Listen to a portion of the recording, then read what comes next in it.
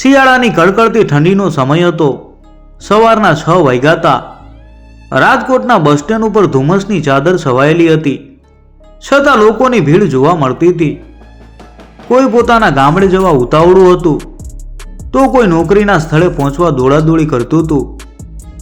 ચાની કીટલીઓ ઉપરથી ઉઠતો ધુમાડો અને ચાલો ભાઈ ચા, ગરમ ચાના અવાજો વાતાવરણમાં ગુંજી રહ્યા હતા. આ ભીડભાડ અને ઘોંઘાટ વચ્ચે પ્લેટફોર્મ નંબર 4 ઉપર એક વૃદ્ધ માજી ઊભા હતા. એમનું નામ હતું પાર્વતીબા. ઉંમર આશરે 65 થી 70 વર્ષ હશે.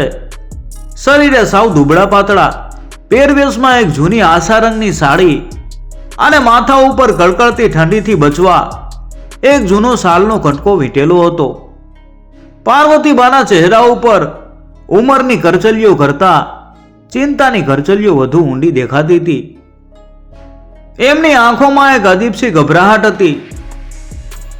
એ વારંવાર પોતાની સાડીના પાલોમાં બાંધેલી એક નાનકડી પોટલીને હાથ લગાવીને તપાસી લેતા હતા, જાણે એ પોટલીમાં એમનો જીવનો વસતો હોય. એમની સામે જ લાલ રંગની રાજકોટ અમદાવાદ રૂટની એક્સપ્રેસ બસ આવીને ઊભી રહી. બસના દરવાજા પાસે જ કંડક્ટર ઊભો હતો. નામ એનું વિક્રમસિંહ. ઉંમર આશરે 40 વર્ષ. મજબૂત બાંધો, ખાખી યુનિફોર્મ, ગળામાં લટકતી વિસલ અને હાથમાં ટિકિટ કાપવાનું મશીન. વિક્રમસિંહનો સ્વભાવ થોડો કડક અને તોછડો હતો. વર્ષોથી બસમાં લોકો સાથે માથાકૂટ કરીને એનું મન થોડું કઠોર બની ગયું હતું કે હાલો હાલો, અમદાવાદ વાળા જલ્દી ચડી જાઓ, ટાઈમ થઈ ગયો છે. વિક્રમસિંહે મોટા અવાજે બૂમ પાડી.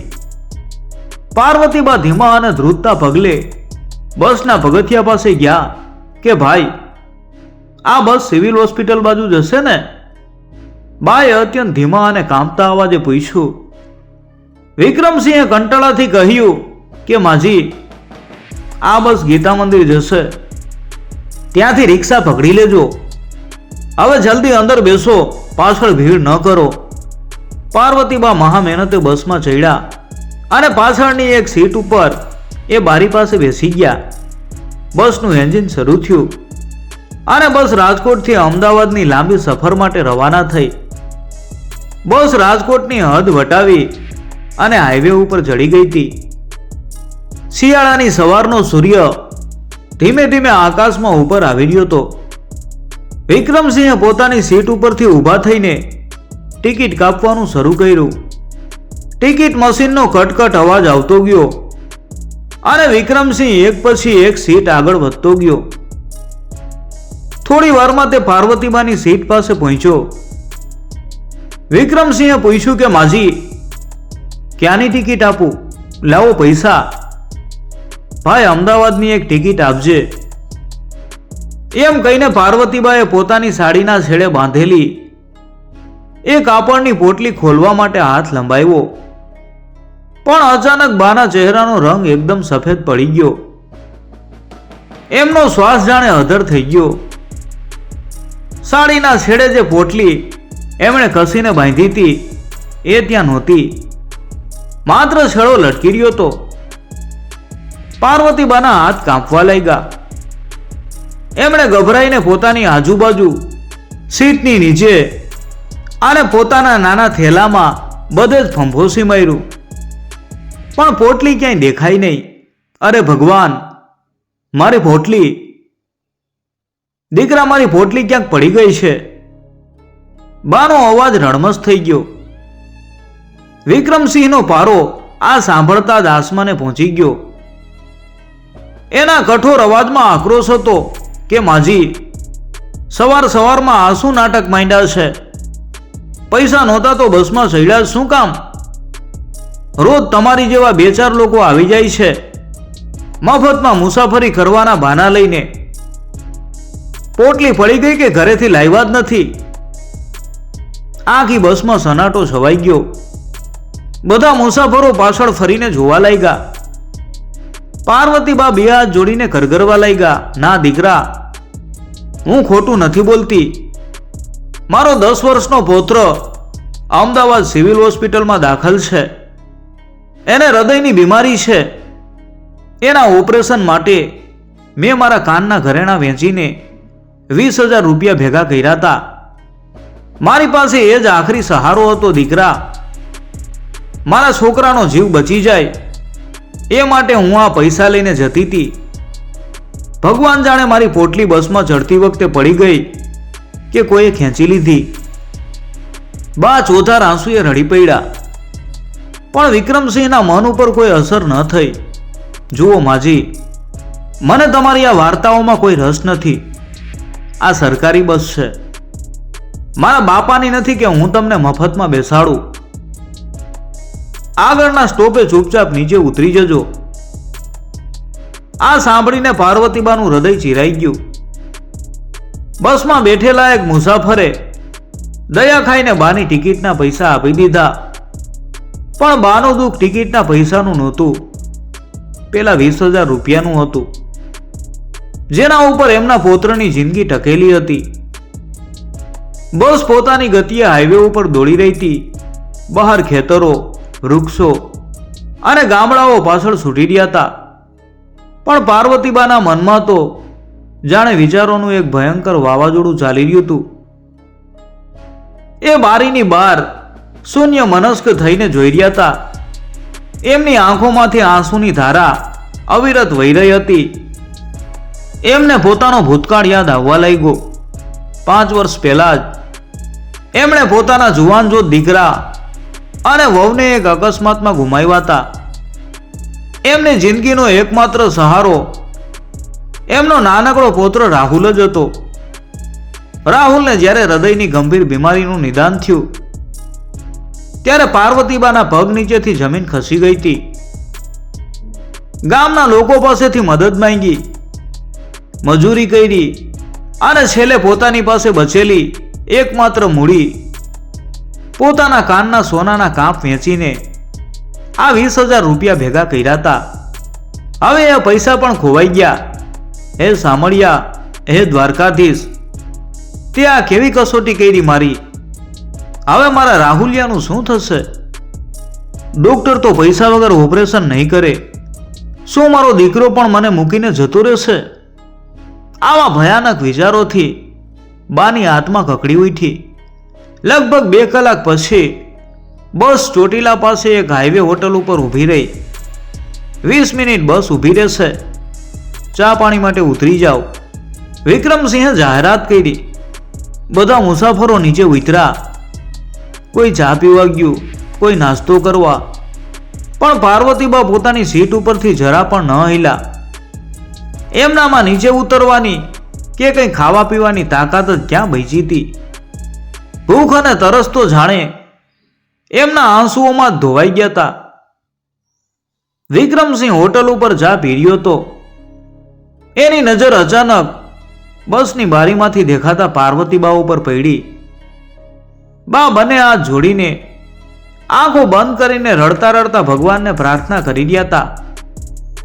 એમના રડતા ચહેરાને જોઈને પહેલી વાર વિક્રમસિંહના મનમાં એક ઝબકારો થયો. એને વિચાર આવ્યો કે શું ખરેખર આ માજી સાચું બોલતા હશે? જો એમની વાત સાચી હોય તો મેં બહુ મોટું પાપ કર્યું છે. પણ તરત જ એનું મગજ બોલી ઉઠ્યું, અરે છોડને વિક્રમ, આ દુનિયામાં રોજ નવા નાટકો થાય છે. 20 મિનિટ પૂરી થઈ. મુસાફરો પાછા બસમાં આવી ગયા હતા. વિક્રમસિંહ પણ પોતાની ચા પૂરી કરીને બસમાં ચડવા માટે આગળ વધ્યો. એણે દરવાજાના પગથિયા ચડ્યા અને ડ્રાઈવરની કેબિનની બરાબર પાછળ એક અંધારા ખૂણામાં સીટની નીચે એની નજર ગઈ. ત્યાં ધૂળમાં લથપથ એક નાનકડી લાલ કાપડની પોટલી પડી હતી. વિક્રમસિંહના પગ ત્યાં જ થંભી ગયા. એના ધબકારા અચાનક વધી ગયા. એણે નીચે વળીને એ પોટલી ઉઠાવી. વજનમાં ભારે હતી. એણે ધ્રુજતા હાથે ધીમેથી પોટલીની ગાંઠ ખોલી. અંદર જોતા જ એની આંખો ફાટી ગઈ. અંદર 500-500ની નોટોની થપ્પી હતી. એ નોટોની સાથે એક કાગળ પણ વળેલો હતો. વિક્રમસિંહે કાગળ ખોલ્યો. એ અમદાવાદ સિવિલ હોસ્પિટલનો રિપોર્ટ હતો અને એની સાથે એક 8 થી 10 વર્ષના નિર્દોષ પણ બીમાર લાગતા બાળકનો ફોટો હતો. રિપોર્ટ ઉપર રાહુલ નામ લખેલું હતું. વિક્રમસિંહના હાથમાંથી જાણે મશીન છૂટી ગયું. એના મગજમાં ધમાકો થયો. અરે આ પોટલી તો પેલા પાર્વતીબાની જ છે.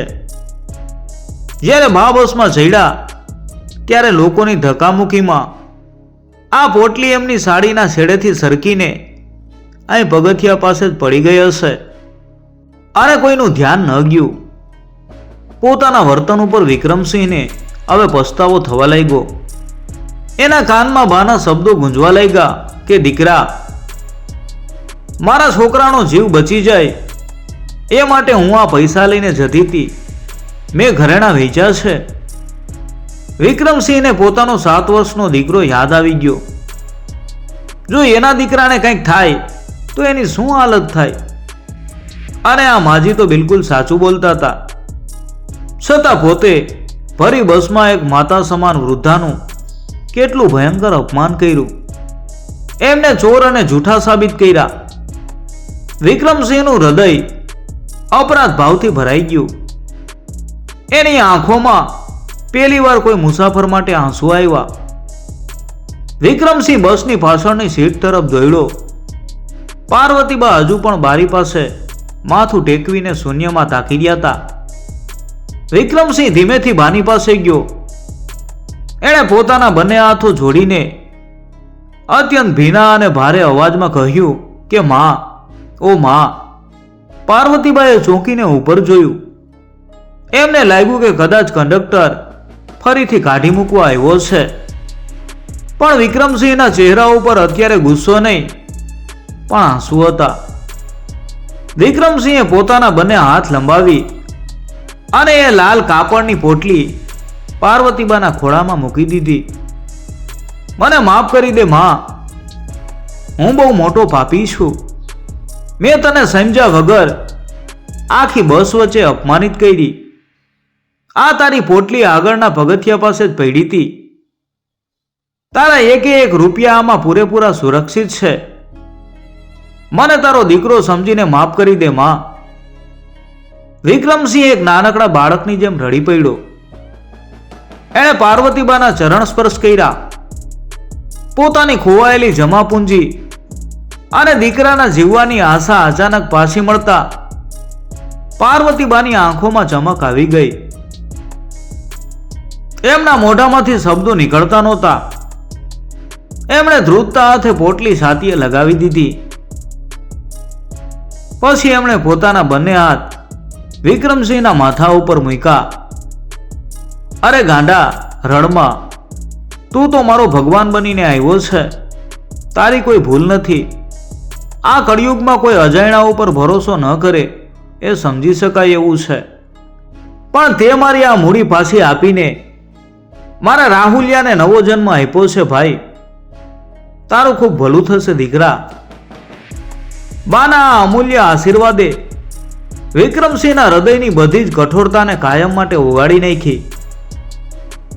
બસના મુસાફરો આ દ્રશ્ય જોઈને બધા ભાવુક થઈ ગયા હતા.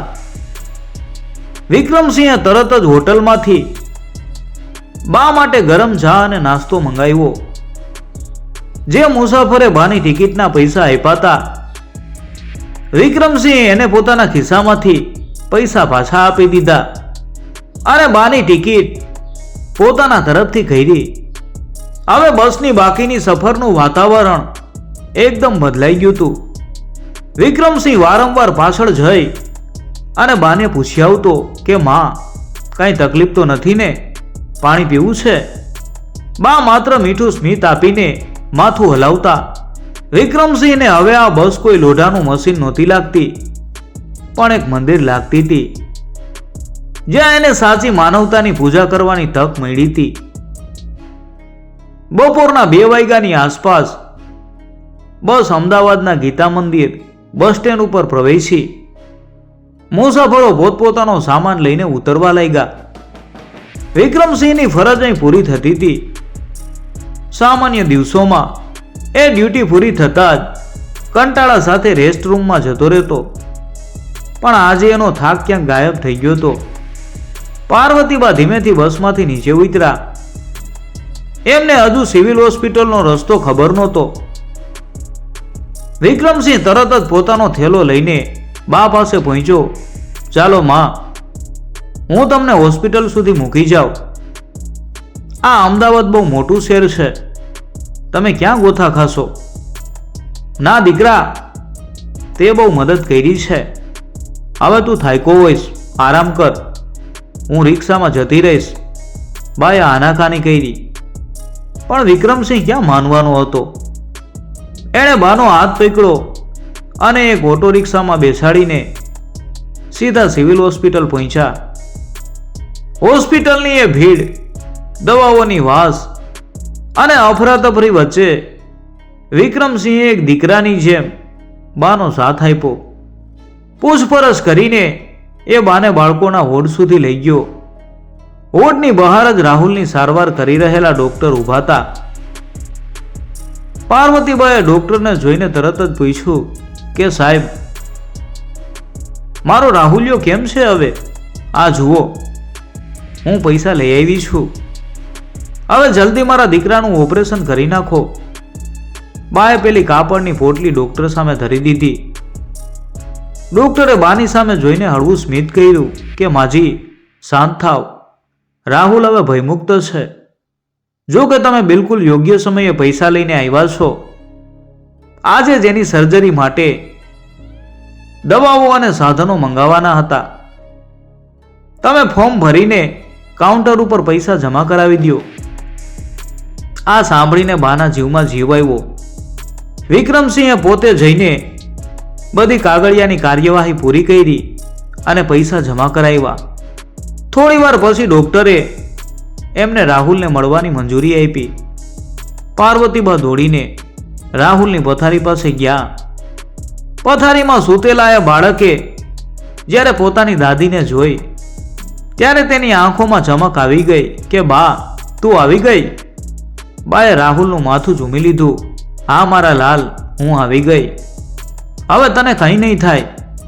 પછી બાએ પાછળ ઉભેલા વિક્રમસિંહ તરફ ઇશારો કરીને કહ્યું કે બેટા રાહુલ, જો આ વિક્રમભાઈ છે, આજે જો આ ભાઈ ન હોત તો બા તારી પાસે ક્યારેય ન પહોંચી શકી હોત. ભગવાને જ આમને આપણા માટે મોકલા છે. રાહુલે પોતાના હાથ જોડીને વિક્રમસિંહનો આભાર માન્યો. વિક્રમસિંહની આંખો ફરી એકવાર છલકાઈ ગઈ.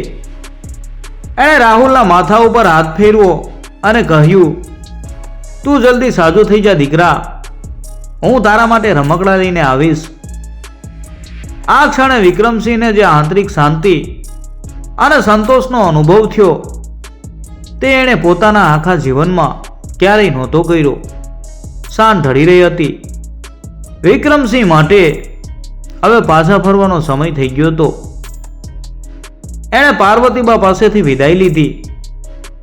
બાએ જતા જતા પોતાના ખિસ્સામાંથી 10 રૂપિયાની એક જૂની નોટ કાઢીને વિક્રમસિંહના હાથમાં મૂકી કે દીકરા, આ મારી પાસે વૈધા છે, તું રસ્તામાં કંઈ ખાઈ લેજે, અને હા, ક્યારેક સમય મળે તો આ ગરીબ માને મળવા આવજે. વિક્રમસિંહે 10ની નોટ એવી રીતે પોતાના ખિસ્સામાં મૂકી જાણે કોઈ અણમોલ ખજાનો મળ્યો હોય. ચોક્કસ માં, હું રાહુલ સાજો થાય એટલે તમને લેવા આવીશ. બીજા દિવસથી એસટી બસમાં એક નવો જ વિક્રમસિંહ જોવા મળ્યો. જે કંડક્ટર પેલા મુસાફરો ઉપર નાની નાની વાતોમાં ગુસ્સે થતો હતો, તે હવે દરેક સાથે હસીને વાત કરતો હતો. કોઈ વૃદ્ધ ચડે તો એમને હાથ પકડીને બેસાડતો, કોઈ પાસે છૂટા પૈસા ન હોય તો ચલાવી લેતો.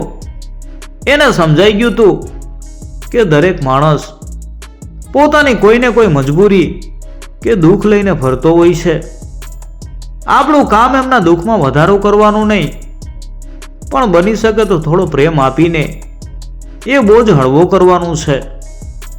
પાર્વતી બાનાએ આંસુઓએ એક કઠોર માણસને સાચો માનવી બનાવી દીધો હતો.